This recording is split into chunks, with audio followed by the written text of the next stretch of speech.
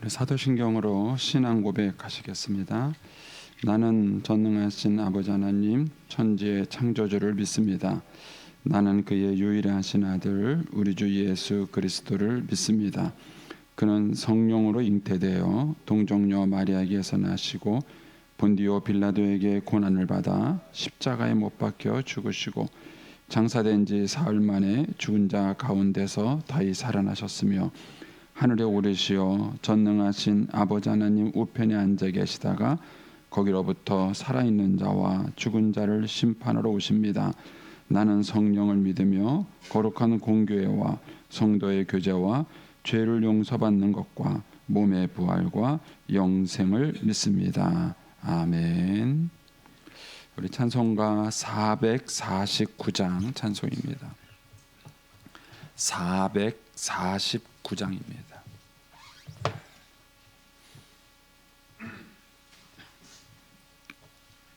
449장 찬송입니다. 예수 따라가며 복음 순종하면 우리 행할 길 완하겠네. 주를 의지하며 순종하는 자를 주가 늘 함께 하시리라. 의지하고 순종하는 길은 예수 안에 즐겁고 복된 길이로다. 해를 당하거나 우리 고생할 때 주가 위로해 주시겠네. 주를 의지하며 순종하는 자를 주가 안위해 주시리라. 의지하고 순종하는 길은 예수 안에 즐겁고 복된 길이로다. 남의 짐을 슬픔 위로하면 주가 상급을 주시겠네. 주를 의지하며 순종하는 자를 항상 복 내려 주시리라. 의지하고 순종하는 길은 예수 안에 즐겁고 복된 길이로다. 우리 받은 것을 주께 다 드리면 우리 기쁨이 넘치겠네. 주를 의지하며 순종하는 자를 은혜 풍성케 하시리라. 의지하고 순종하는 길은 예수 안에 즐겁고 복된 길이로다. 주를 힘입어서 말씀 잘 배우고 주를 모시고 살아가세. 주를 의지하며 항상 순종하면 주가 사랑해 주시리라. 의지하고 순종하는 길은 예수 안에 즐겁고 복된 길이로다. 아멘. 기도하겠습니다. 좋으신 아버지 하나님, 은혜를 감사합니다. 지난 간밤에도 저희들을 주님 품 안에서 편히 쉬게 해주시고 또 이 새벽에도 저희들을 주 앞에 불러주심을 감사합니다. 오늘 저희들에게 새날 주시고 또 생명 주시고 건강 주셨는데 이 한 날도 주님과 더불어 동행하게 하시고 주를 기쁘시게 하는 한 날 되게 하여 주옵소서. 주님께 감사의 예물과 또 1,000번째 예물 그리고 교육관 건축원금을 드립니다. 하나님 아버지 믿음으로 또 순종으로 또 감사함으로 드리는 귀한 예물을 주님께서 기뻐 받으시고 약속하신 하늘의 복과 땅의 복으로 충만하게 채워 주옵소서. 주의 은혜로 종의 가정들을 형통케 해주시며 그 자녀들을 축복하여 주옵소서. 예수님의 이름으로 축복하며 기도하옵나이다. 아멘. 우리 하나님의 말씀은 열왕기상 19장 11절에서 21절까지 말씀입니다. 열왕기상 19장 11절에서 21절까지 말씀입니다. 제가 한 절 여러분들이 한 절 교독하면서 보겠습니다. 여호와께서 이르시되 너는 나가서 여호와 앞에서 산에 서라 하시더니 여호와께서 지나가시는데 여호와 앞에 크고 강한 바람에 산을 가르고 바위를 부수나 바람 가운데 여호와께서 계시지 아니하며 바람 위에 지진이 있으나 지진 가운데도 여호와께서 계시지 아니하며 또 지진 후에 불이 있으나 불 가운데에도 여호와께서 계시지 아니하더니 불 후에 세미한 소리가 있는지라. 엘리야가 듣고 겉옷으로 얼굴을 가리고 나가 굴 어귀에 섬에 소리가 그에게 임하여 이르시되 엘리야야 내가 어찌하여 여기 있느냐. 그가 대답하되 내가 만군의 하나님 여호와께 열심히 유별하오니 이는 이스라엘 자손이 주의 언약을 버리고 주의 제단을 헐며 칼로 주의 선지자들을 죽였음이오며 오직 나만 남았거늘 그들이 내 생명을 찾아 빼앗으려 하나이다. 여호와께서 그에게 이르시되 너는 내 길을 돌이켜 광야를 통하여 다메섹에 가서 이르거든 하사엘에게 기름을 부어 아람의 왕이 되게 하고 너는 또 님시의 아들 예후에게 기름을 부어 이스라엘 왕이 되게 하고 또 아벨 무홀라 사밧의 아들 엘리사에게 기름을 부어 너를 대신하여 선지자가 되게 하라. 하사엘의 칼을 피하는 자는 예후가 죽일 것이요 예후의 칼을 피하는 자를 엘리사가 죽이리라. 그러나 내가 이스라엘 가운데 침 남기리니 다바셀에게 무릎을 꿇지 아니하고 다발에게 입맞추지 아니한 자니라. 엘리야가 거기서 떠나 사밧의 아들 엘리사를 만나니 그가 12겨리소를 앞세우고 밭을 가는데 자기는 12째 겨리소와 함께 있더라. 엘리야가 그리로 건너가서 겉옷을 그 위에 던졌더니 그가 소를 버리고 엘리야에게 달려가서 이르되 청하건대 나를 내 부모와 입맞추게 하소서. 그리한 후에 내가 당신을 따르리이다. 그가 그에게 이르되 돌아가라. 내가 내게 어떻게 행하느냐 하니라. 같이 번독합니다. 엘리사가 그를 떠나 돌아가서 한 겨리소를 가져다가 잡고 소의 기구를 불살라 그 고기를 잡아 백성에게 주어 먹게 하고 일어나 엘리야를 따르며 수종 들었더라. 아멘. 이 새벽에도 주의 은혜와 축복이 함께하시기를 축원합니다. 오늘 목사님들이 이번 주간에 월화수 3일 동안 우리 교회를 위한 중보기도 세미나에 참석하셔요. 그러니까 저희 교회가 지금 중보기도 학교 이번 주간에 끝나게 되는데 끝나고 나면 이제 저희 교회에서 중보기도 사역을 시작을 할 것입니다. 하는데 이제 우리 목사님들이 그 세미나에 가서 이제 은혜도 받으시고 또 이제 전국적으로 모이는 세미나이기 때문에 또 이제 다른 목사님들하고도 또 교제하고 이제 이런 시간들이 될 겁니다. 위에서 기도해 주시고요. 또 우리 교회의 미래를 위해서도 또 한국 교회 미래를 위해서도 젊은 목사님들이 잘 세워줘야 합니다. 그래서 이번 주는 제가 담당으로 하고 우리 목사님들이 잘 하고 있습니다. 위에서 기도해 주시면 좋겠습니다. 이 열왕기상 19장에는 이제 엘리사가 사역을 하다가 이제 탈진을 했다가 다시 이제 회복하는 사건이 이 열왕기상 19장이 기록되어져 있습니다. 이 19장 말씀이 이제 우리에게 주는 교훈은 이제 굉장히 많습니다. 그래서 여러 가지로 여러분들이 이 19장 말씀을 이제 묵상을 해보시고 살펴보시는 것들이 이제 큰 은혜가 되실 겁니다. 저는 이제 이 새벽 시간에 이제 짧지만 몇 가지 중요한 포인트만 이제 보겠습니다. 먼저 그 탈진이라는 것은 누구에게든지 올 수 있다는 사실을 기억하셔야 합니다. 우리가 이제 흔히 하는 얘기 중에 하나가 엄마는 만능인 줄 알죠. 자녀들이 볼 때 엄마는 참 늘 가정을 위해서 희생하고 모든 걸 다 감당하고 엄마는 잘하는 줄 알아요.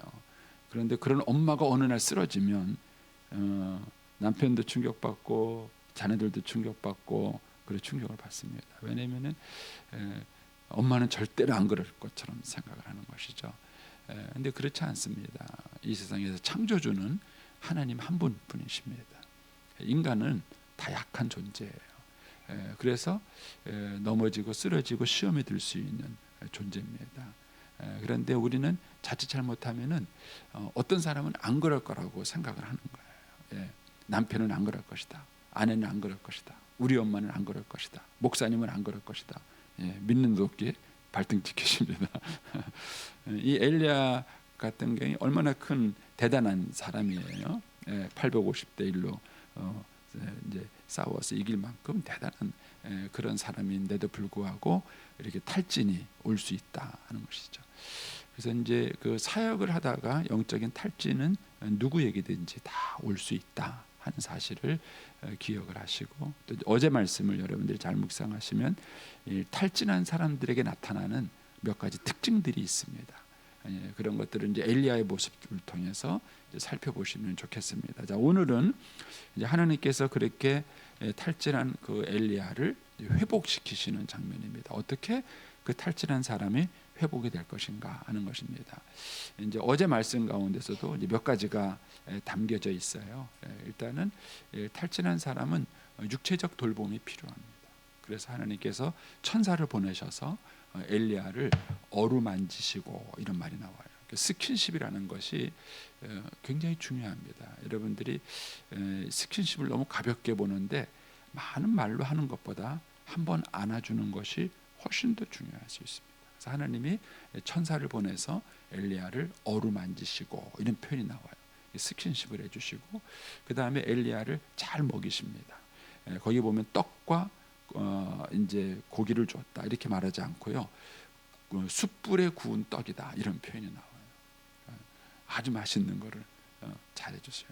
그래서 아내들이 남편에게 또 식구들에게 음식해 주는 거를 굉장히 가볍게 생각하시는데 절대로 가볍지 않습니다.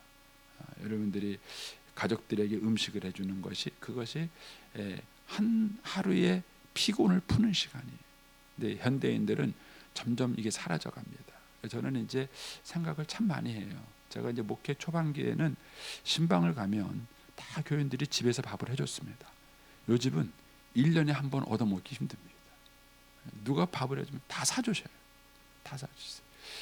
훨씬 더 맛있죠. 집에서 해주는 요리보다 훨씬 더 맛있고 전문가들이 일하십니다. 그런데 뭔가가 다릅니다. 뭔가가 다릅니다. 목사는 사줘도 돼요.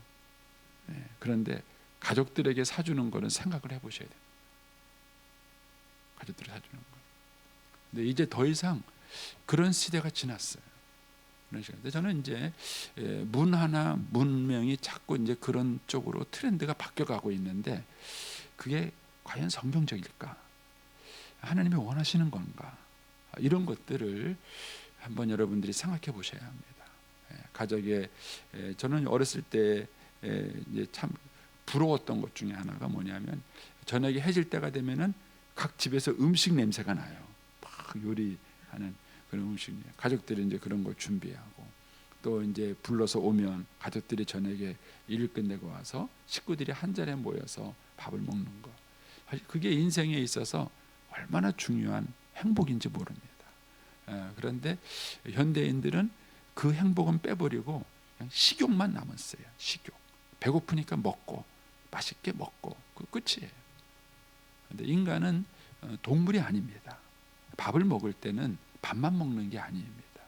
그런데 이런 것들이 점점 사라져가고 있는 것에 대해서 한번 여러분들이 고민을 한번 해보시면 좋을 것 같습니다. 어쨌든 하나님께서는 엘리야를 잘 먹이십니다. 그게 중요해요. 그래서 이제 그거를 무려 40일 동안 반복하십니다. 그리고 이제 40일 동안 움직이게 하시죠. 이제 이거를 학자들은 엘리야에게 운동을 시켰다 이렇게 얘기를 해요. 그러니까 탈진한 사람한테 필요한 것 중에 하나가 운동입니다. 체력을 보강하는 것이지요. 어쨌든 이제 그런 것과 더불어서 이제 오늘 본문의 말씀이 이제 그런 것들이 백그라운드에 깔려 있고 이제 오늘 본문의 말씀이 이제 회복시키는 얘기가 나옵니다. 자, 이제 회복의 자리에 들어가기 전에 이제 14절로 가보겠습니다. 이제 13절에 하나님께서 엘리야에게 나타나셔서 내가 왜 여기 있느냐 이렇게 물어보시니까 엘리야가 대답을 하죠. 이 대답 속에서 엘리야가 탈진한 이유가 나옵니다. 자, 14절에 보시면 그가 대답하되 내가 만군의 하나님 여호와에게 열심히 유별하오니 이는 이스라엘 자손이 주의 언약을 버리고 주의 제단을 헐며 칼로 주의 선지자들을 죽였음이오며 오직 나만 남았거늘 그들이 내 생명을 찾아 빼앗으려 하나이다. 이 말씀 속에는 많은 것이 담겨져 있어요. 첫째는 그저 사람들이 다 우상을 섬기고 하나님을 떠났다는 거예요. 그런데 누구만 남았다? 나만 남았다는 거예요. 나만 남았다는 거예요. 그런데 내가 하나님을 향해서 열심히 뭐라고요? 유별하다. 내가 얼마나 하나님을 향해서 열심히 내가 목숨 걸고 지금까지 살지 않았습니까? 내가 목숨 걸고 바알하고 싸우지 않았습니까? 하는 이런 어떤 특별한 열정에 대한 얘기를 하는 것입니다. 그리고 그 부분에 그들이 내 생명을 찾아 빼앗으려 하나이다. 나를 죽이려 나만 남았는데 그들이 내 생명을 찾아 빼앗으려 하나이다. 이 말씀 속 이 말 속에 담겨 있는 가장 큰 문제는 뭐냐면 피해 의식이에요. 피해 의식입니다. 그러니까 내가 이렇게 하나님을 위해서 열심히 일을 했는데 하나님 뭐 하세요? 그거예요. 나만 남았는데 저들이 나를 죽이려고 하는 거 하나님 안 보이세요? 그런데 왜 하나님 역사하지 않으시는 거예요? 왜 나를 가만 내버려 두십니까? 이런 거예요. 그리고 한 걸음 더 나가서 다 줄을 벌였는데 나만 남았습니다. 근데 이거는 거짓말입니다. 뒤에 넘어가셔서 18절 보십시오. 18절 보시면 뭐라 합니까? 그러나 내가 이스라엘 가운데에 7,000명을 남기리니 다 바알에게 뭐하지 않았다? 무릎 꿇지 않고 다 바알에게 뭐하지 않았다? 뭔 나만 남았어요. 7,000명이 있어요. 하나님을 섬기지 않은 그 하나님을 섬기기 위해서 목숨을 걸었던 7,000명이 있어요. 그런데 이 엘리야는 뭐라고 생각하면 나만 남았나이다. 그러면 사람들이 왜 이 사역을 하다가 지치고 넘어지고 불평하고 원망하고 자네들을 공격하느냐? 이 나만이라는 말 때문에 나만. 도대체 이 집에서 나를 도와준 사람은 아무도 없어. 남편이라는 게 되지 않을 거. 자식들이라고 키워놨다니까 내게 하는 거 아무것도 없고. 정말 그렇습니까? 가정주부들이 이제 가정에서 탈진이 오는 이유가 뭐냐면 자기만 일한다는 거예요. 이 집에서 일하는 사람이 나밖에 없다는 거예요. 아무도 나를 도와주는 사람이 없다는 거예요. 그래서 피해 의식이 가득한. 내가 이 남자 만나서 피해 의식 얻었고, 내가 이놈의 새끼들 키운다고 내가 피해 의식 얻었고, 내 인생이 대체 뭐냐고 그러는 거예요. 그 사람들이 피해 의식이 가득하게 되면 탈진이 생겨요. 급속도로 에너지가 빠져나갑니다. 그리고 일하는데 보람을 느끼지 못합니다. 여러분, 일이 힘들어서 그런 줄 아십니까? 절대로 그렇지 않습니다. 여러분들이 힘들게 어제도 이제 지난 주일날 등산 가면서 그런 말을 했어요. 내려올 건데 왜 올라가? 올라가면서 이제 웃으면서 그런 얘기를 하는 거예요. 좀 있으면 내려올 건데 미쳤다고 여기 올라가냐고. 왜 올라가셨어요? 저도 오랜만에 올라가니까 힘들더라고요. 그래서 그냥 운동 안 한 게 표가 난다는 생각이 들었는데 내려올 건데 왜 올라가세요? 근데 올라가는 이유가 있잖아요. 내려올 거지만 올라가는 이유가 있지 않습니까? 여러분들이 막 열심히 일하고 봉사하는 게 다 힘든가요? 힘들어도 하는 이유가 있잖아요. 힘들어도 그렇게 하는 이유가 이렇게 보람이 있고 기쁨이 있고 그런 거예요. 그러니까 우리가 일을 하기 때문에 힘든 게 아니에요. 그런데 이 탈진이 오게 되면은요, 급속도로 에너지가 쫙쫙쫙쫙 빠져나가요. 자기가 일하는 모든 것이 힘들어요. 뭘 해도 힘든 거예요. 그런데 그렇게 힘들게 되는 밑바닥에 뭐가 있느냐면 피해의식이 있는 거예요. 나만 한다. 왜 나만 해야 되느냐? 왜 나만 손해봐야 되느냐? 왜 나만 이렇게 되느냐는 거예요. 그래서 여러분들이 피해의식을 가지고 있으면 반드시 문제가 생깁니다. 피해의식을 갖고 있어요. 그래서 여러분들이 피해의식 가지고 일하시면 안 돼요. 가정에서 일하든 교회에서 일하든 직장에서 일하든 피해의식이 생기기 시작하면은 그때부터 삶의 균형은 깨집니다. 그러면 이제 피해의식이 왜 생기느냐? 거기 보면은 이제 그렇게 말하죠. 14절에 보면은 내가 만군의 여호와께 열심히 유별한다. 열심히 유별하다 이거예요. 즉 공로의식이에요. 자기가 수고하고 노력한 것에 대해서 표가 났으면 좋겠는 거예요. 그런데 아무도 표가 나지 않는 거예요. 그러니까 이게 인간이 갖고 있는 근원적인 약점이에요. 약점이에요. 누가 이제 수고한다고 말해주면 얼마나 좋아요. 남편이 밥 먹으면서 여보 고생했어 이렇게 말해주면 얼마나 좋아요. 근데 이놈의 양반이 처먹기만 하고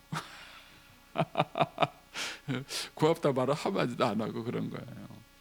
그러니까는 자기가 인간의 마음속에는 근원적인 인간의 마음속에는 인정받고 싶고 칭찬받고 싶고 그런 어떤 공로의식이 있어요. 그런데 이제 이 공로가 인정이 안 되는 거죠. 자기가 이렇게 수고하고 노력한 것에 대한 뭐가 표가 나지 않는 것이죠. 그러니까는 피해의식이 생기는 거예요. 그래서 이 공로의식이 크면 클수록 피해도 커요. 왜냐하면 내가 일을 많이 했기 때문에 받는 보상이 적다고 생각하는 것이죠. 그래서 공로의식이 크면 클수록 피해의식도 따라서 커집니다. 그리고 이제 이 피해의식이 커지면 그 다음에는 탈진이 남게 하게 되는 것이죠. 그래서 아까 본 것처럼 나 말고도 일하는 사람 많아요. 나 혼자의 착각일 뿐이에요. 이미 내 주변에 7,000명이 있는 거예요. 7,000명이 신앙생활 잘하고 있는 겁니다. 그런데 다른 사람의 수고는 하나도 눈에 안 들어와요. 내가 고생한 것만 눈에 들어와요. 내가 수고하고 내가 고생하고 내가 어렵게 한 것만 눈에 들어오는 거예요. 그래서 피해의식이 생기는 거고 그래서 에너지가 급속도로 쫙쫙 빠져나가는 것입니다. 그래서 여러분과 제가 탈진하지 않는 비결은 뭐냐 하면은 감사와 은혜로 해야 되는 것입니다. 빚진 자의 마음으로 하셔야 되는 거예요. 이걸 잊어버리면 급속도로 여러분에게 피해의식이 생깁니다. 그래서 우리가 하나님을 섬기는 것은요 이미 받은 은혜가 크기 때문에 섬기는 거예요. 하나님께 감사한 마음으로 하는 거예요. 내가 기쁜 마음으로 하는 거예요. 내가 이것을 하고 난 다음에 뭔가 대가를 바라는 게 아니에요. 그러면 이미 여러분들이 병들기 시작한 거예요. 내가 수고한 것에 대해서 뭔가 대가와 보상을 기대하는 순간 이미 내가 시험에 드는 것입니다. 그래서 하나님이 나에게 주신 그 은혜에 대한 감사의 마음으로 갖는 것입니다. 이 피해의식이 갖게 되면 공격적인 거예요. 이 똑같은 사람이 요셉이었죠. 요셉도 사실은 억울하죠. 형들에게 팔렸고요. 자기는 잘하려고 그러는데 그 보디발의 아내한테 모함을 받아서 감옥에 갔고 억울한 거 맞죠. 그런데 그것 때문에 이 요셉이 피해의식이 있는 거예요. 근데 피해의식이 있는 요셉을 애굽의 총리로 앉혀놓으면요 그 권력을 가지고 복수합니다. 보디발의 아내를 복수하는 거예요. 그런데 하나님은 그 피해의식이 가라앉을 때까지 애굽을 요셉을 감옥에 더 집어넣어요. 그래서 2년 동안 더 있게 된 거예요. 그리고 세월이 지나서 피해의식이 사라지니까 형들을 만났을 때 뭐라 그래요? 형들은 죄책감에 빠졌지만 요셉은 그래요. 형들이 나를 이곳에 보낸 게 아니다. 형들 때문에 내가 피해받은 거 없다. 이렇게 말하는 거예요. 난 형들 때문에 손해본 거 없다. 하나님의 뜻이 있으셔서 나를 이곳에 보낸 것이고 나를 사용하시는 것이다. 이렇게 말을 하는 거예요. 그래서 저와 여러분에게 억울하다, 분하다, 피해의식이 있다 생각하시면 빨리 해결하셔야 합니다. 그거 빨리 해결하지 않으시면 결국 그것이 시험거리가 되고 저와 여러분의 그 어려움 가운데 이제 힘든 것들을 더 만들게 되는 것이죠. 자, 이제 이런 이제 엘리야를 하나님께서 어떻게 이제 회복시키시는가 이제 11절로 가보겠습니다. 거기 보시면 여호와께서 이르시되 너는 나가서 여호와 앞에 서라. 이제 굴 속에 들어가 있는 엘리야에게 말씀하신 거죠. 나 나와라. 하면서 서라. 그래서 여호와께서 지나가십니다. 근데 먼저 뭐가 있었느냐면은 크고 강한 바람이 지나가는데 여호와께서 바람 가운데 계시지 않아요. 그 다음에 바람 위에 지진이 있었는데도 지진 가운데 여호와께서 계시지 않아요. 그리고 12절에 지진 위에 불이 있었는데도 불 가운데 여호와께서 계시지 않다, 이 말을 합니다. 이 얘기를 왜 기록을 했을까? 여기는 중요한 의미가 있어요. 여기서 말하는 크고 강한 바람, 그다음에 지진, 불, 이것은 그동안 엘리야가 행했던 큰 기적 같은 사건을 말하는 거예요. 큰 기적 같은 사건을 말합니다. 그런데 이 큰 기적 같은 그 사건 쪽에서 사람들이 하나님을 만날 수 있을 것 같은데 그렇지 않습니다. 여러분, 기적은 우리의 필요를 해결해 주지만 기적이 하나님을 만나는 것은 아니에요. 마치 뭐가 똑같으냐면요, 부모가 자식을 위해서 막 희생하고 헌신하면 자식이 그 은혜를 알 것 같죠? 안 그렇습니다. 맞나요? 아닙니다. 부모가 희생하면요 더 바보로 알아요. 그래서 그런 말 있잖아요. 엄마가 이제 자식들을 해주려고 맨날 머리하고 꽁지만 먹고 가운데 살코기는 다 발라서 주니까는 이놈이 장가 가서 부인한테 한다는 소리가, 우리 엄마는 머리하고 꼬랑지만 좋아해, 그런 데잖아요. 그래서 제 아내는요, 애들이 큰 다음부터는요 가운데 거 자기가 먹더라고. 그래서 당신 엄마가 왜 그러니까는 아니 애들한테 가르쳐야 된대요. 근데 그 말이 일리가 있는 얘기예요. 그러면 우리가 무조건 희생하고 양보하고 헌신하고 그러면은 상대방이 알아줄 것 같은데 몰라줘요. 몰라줍니다. 근데 철이 들어야 되잖아요. 철이 들면 아는 거예요. 우리가 하나님을 경험하는 것도 그래요. 기적을 많이 경험하고 그러면은 하나님 알 것 같은데 안 그렇더라고요. 그렇게 본인이 병에서 난 체험이 있고 기도 응답 받은 간증이 있었어요. 근데 그런 기적들을 경험하고도 어려움을 당하면은 하나님 원망하더라고요. 하나님도 원망. 그래서 기적이 하나님을 경험하는 수단이 아닙니다. 물론 도움이 될 때가 있죠. 그것이. 그러나 그 기적을 통해서 달라지는 것이 아닌 거예요. 그러니까 엘리야는 섭섭했던 게 뭐냐면 하늘에서 불이 내렸잖아요. 3년 6개월 동안 비가 안 왔잖아요. 그리고 비가 와렸잖아요. 그 정도 기적이 일어났으면은 이스라엘 백성들이 다 회개하고 하나님께 돌아와야 될 게 아니에요. 근데 어떻게 자기를 향해서 반역을 하고 덤벼들고 죽이려고 하는지 엘리야는 그게 이해가 안 되는 거예요. 이 정도 능력을 보여줬으면은 사람들이 하나님께 돌아와야 된다 생각을 한 거예요. 그런데 거기서 깨달음이 있는 게 아닌 거예요. 사람은 거기서 변화되는 것이 아닙니다. 그래서 그 다음에 12절 가면 이렇게 말하죠. 또 지진 위에 불이 있으니 불 가운데도 여호와께서 계시지 않으니 불 후에 뭐가 있었습니까? 세미한 소리가 있었어요. 저는 이 표현이 참 좋아요. 큰 소리도 아니고 세미한 소리가 있었어요. 여러분, 사람의 변화는 어디서 오는가? 하나님 말씀이 부딪힐 때 변화가 오는 거예요. 말씀이 부딪힐 때 변화가 오지 기적이 그를 바꾸지 않습니다. 마치 뭐가 똑같으냐면요, 아내가 남편을 위해서 그렇게 희생하고 헌신하고 해도요, 그 아내가 해주는 그 수고만 보고 아내의 마음을 남편이 알까요? 몰라요. 아내를 아는 방법은 대화하셔야 돼요. 얘기를 하셔야 됩니다. 그래 아내가 무슨 고민이 있는지, 무슨 마음이 있는지, 어떤 생각을 갖고 있는지 그 속을 알 수 있는 거예요. 그런데 행위로 해주는 것만 갖고는 상대방을 알 수 없습니다. 우리가 하나님을 아는 것도 마찬가지예요. 우리가 하나님의 마음을 알고 하나님의 뜻을 알고 경험하는 것도 하나님의 말씀을 통해서 하나님의 음성을 들어야 하나님의 마음을 아는 거예요. 하나님의 뜻을 아는 거예요. 그런데 우리가 기도하고 응답받고 기적을 경험한 것만 갖고는 하나님의 마음을 다 알 수가 없는 거예요. 그래서 하나님은 이 사건을 통해서 엘리야에게 보여주시는 거예요. 엘리야가 행할 것은 큰 기적과 능력도 있지만, 그러나 엘리야가 행할 것은 이스라엘 백성들을 가르치고 지도해야 되는 이 중요한 사명을 하나님께서 엘리야에게 일깨워 주셔요. 결국 이 세미한 음성이 다시 엘리야를 회복시킵니다. 근데 그 음성 속에 뭐가 있었죠? 이제 15절 이하에 가면 이제 하나님이 엘리야에게 새로운 사명을 줍니다. 이제 그 사명이 지도자 3명을 세우는 겁니다. 여호와께서 15절 여호와께서 그에게 이르시되 너는 내 길을 돌이켜 광야를 통하여 다메섹에 가서 이르거든 하사엘에게 기름을 부어 아람 왕이 되게 하고, 그러니까 이스라엘 옆에 있는 나라의 왕을 바꿔요.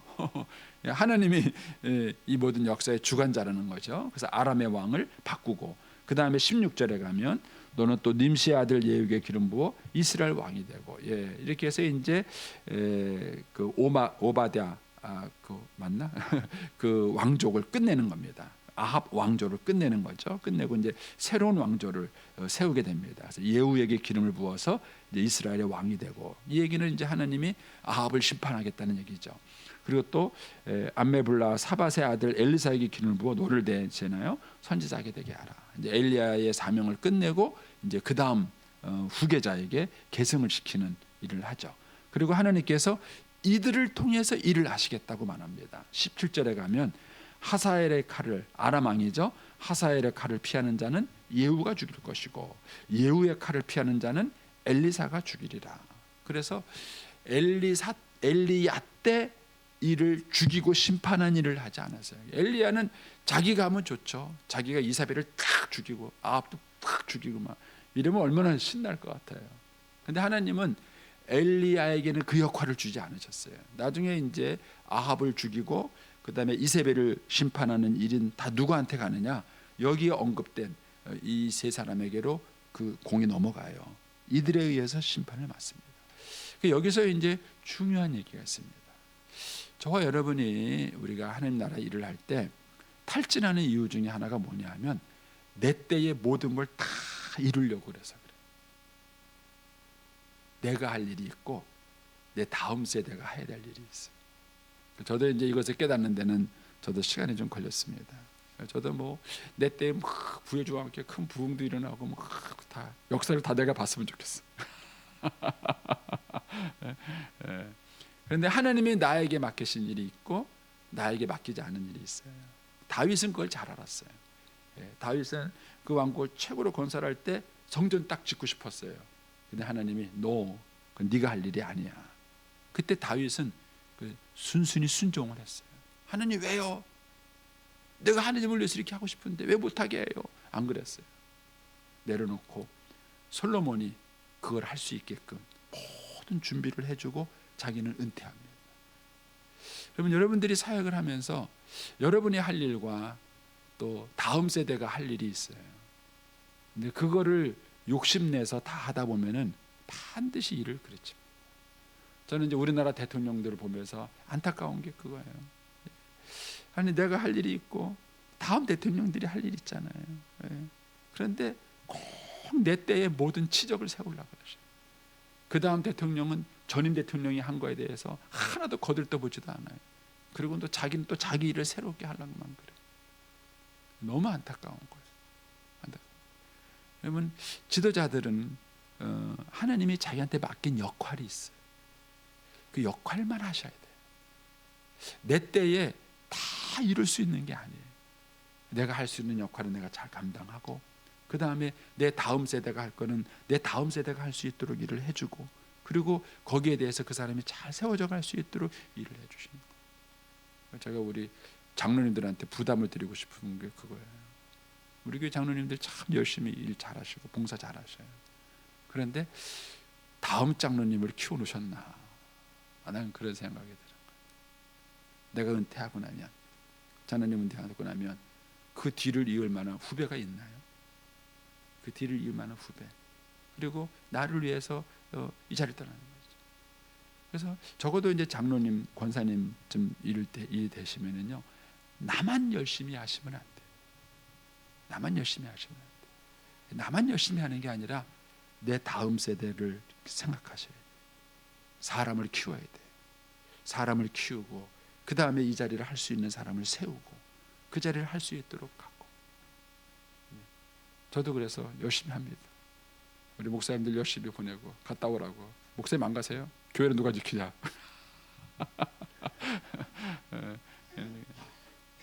제가 반대 일을 할 수도 있죠. 5명 가운데 1명을 딱 집어서 당번 맡겨놓고 너 당번해 이렇게 맡겨놓고 할 수도 있죠. 제가 이제 목사님들을 다 보낸 거예요. 그래서 저는 이제 우리 목사님들이 잘 세워져서 이제 이분들이 저는 탐나는 목사님이 됐으면 좋겠어요. 우리 목사님들하고도 그런 얘기를 하지만은 우리 교회 유튜브를 보는 분들이 꽤 많아요. 네, 미국에서도 보는 거 아세요?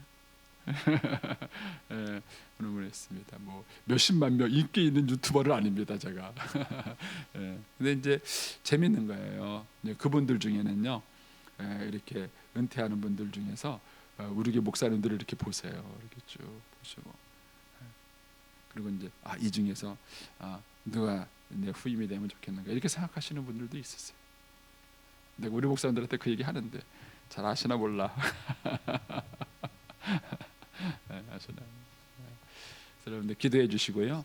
그래서 이 엘리야가 지친 이유가 뭐냐? 나만, 즉 내 세대에 내가 모든 것을 다 하려고 하기 때문에 지치는 거예요. 그렇게 우리는 능력 있지 않습니다. 내가 다 할 수 있는 게 아니에요. 내가 할 수 있는 하는 나에게 맡기신 사명 내가 감당하고, 그 다음에 내가 아닌 내 다음 세대가 해야 될 것은 다음 세대에게 과감하게 물려주고, 그래야 지치지 않아요. 그런데 그거를 내 세대에 내가 있을 때, 내가 이 자리에 있을 때 내가 다 해야 된다는 그 생각이 그를 지치게 만드는 것입니다. 그래서 오늘 한 날을 살아가실 때 저와 여러분이 하나님 나라를 위해서 잘 쓰임받는 그런 복의 근원자로 쓰임받게 되기를 축복합니다. 기도하겠습니다.